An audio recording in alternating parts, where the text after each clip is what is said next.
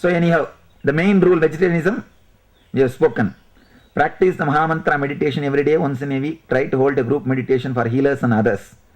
One main thing, when you have a group meditation in your house, the whole house gets energized.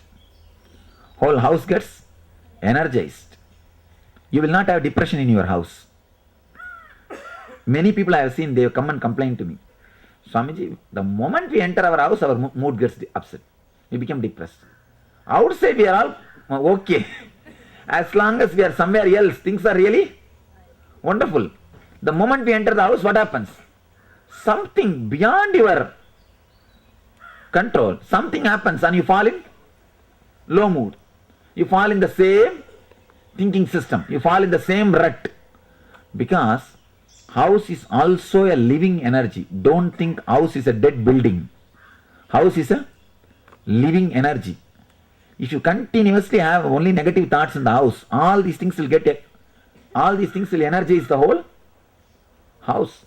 It will energize the space which is inside the house. So once in a while, once in a week, if you do Mahamantra as a group in the house, the whole house will be cleansed.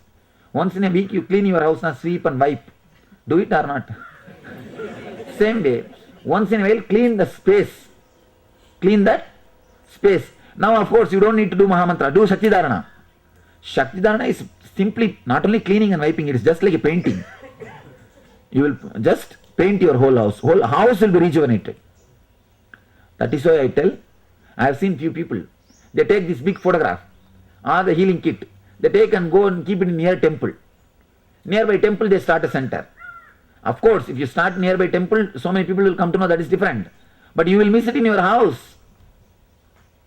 First try to energize your house. First let your house be rejuvenated.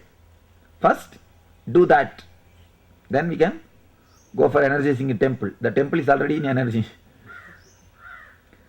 If you can dedicate your time and energy, start a healing center or meditation center in your area. Having a healing or meditation center in your home purifies the energy of your home and helps you enter into meditation easily. No fee is to be collected for healing and meditation at the center. Whoever feels compelled to contribute is free to do so. You should understand, no fee should be collected, not only fee. People come and bring flowers, fruits. Never eat that things. Never eat what people bring when they come for healing. It is their karma. I have seen always. If you eat, the moment you eat, you will get the. So never accept anything from people who come for healing. No, if they bring, offer it to the anyway, my photo will be there. Don't put it on your head. Put it in the photo. Better if they compel and give you some fruits or something, distribute it. Never eat. No. It is only dana.